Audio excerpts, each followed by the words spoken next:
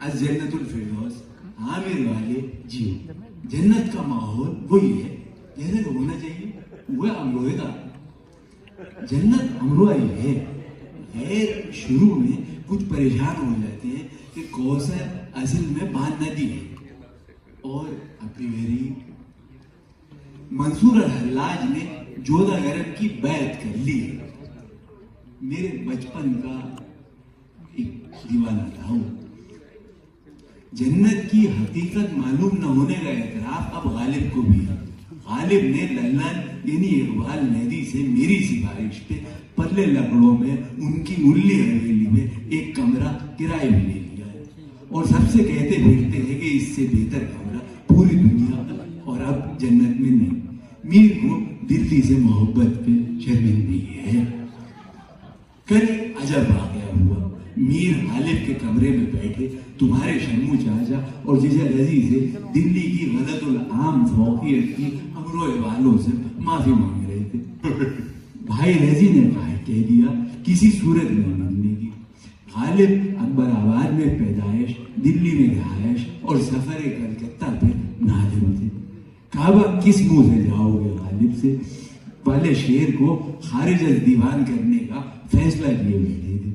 اس وقت تمہاری والدہ جو کہ آگرے کی گویا غیر ہے نے آ کے واٹس ایپ پہ ہونے والی اس روح فرسا گفتگو کی اطلاع دی جس میں سادات امروہہ کے دو ثبوتوں نے سو کے ساتھ ہری مرچیں قیمے کی شان میں گستاخی کرتے ہوئے اسے نعوذ باللہ قیمہ کہہ دیا. شمو پہلے چراغپا ہوئے. پھر یہ سن کے کہ گناہ کے مرتکب ان کے اپنے بھتیجگان علی سیدین اور حسن محمود ہیں بحال ہو گئے. میر نے توجہ دی کہ بھائی ہے تو قیمہ ہی. بھائی رضی میرے سمیت تینوں گناہگاروں میں تو چھڑانے کے در پہ تھے.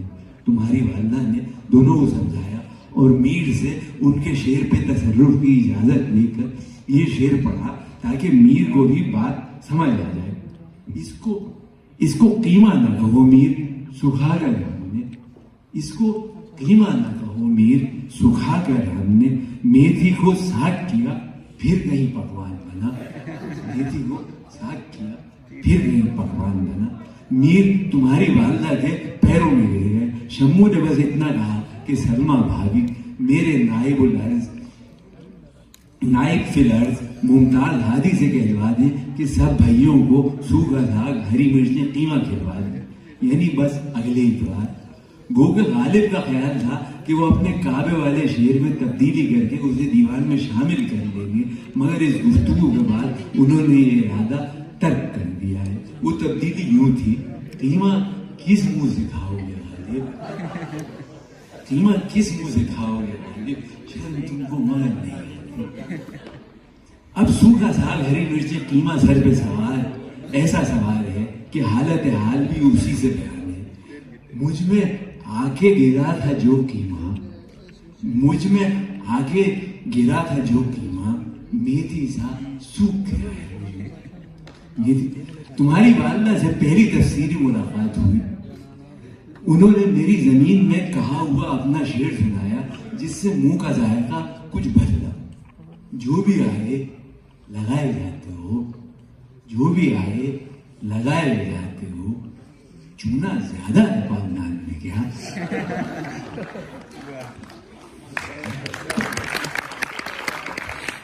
تب سے ایسا خاموش ہوں کہ گویا منہ میں بیڑا پان آیا ہو. اس گفتگو کے بعد سوچا ہے مصحفی سے مل کے برادری والوں کو سمجھاؤں کہ آگرے کو امروہے کا ہمسر ماننے میں کوئی حرج نہیں ہے.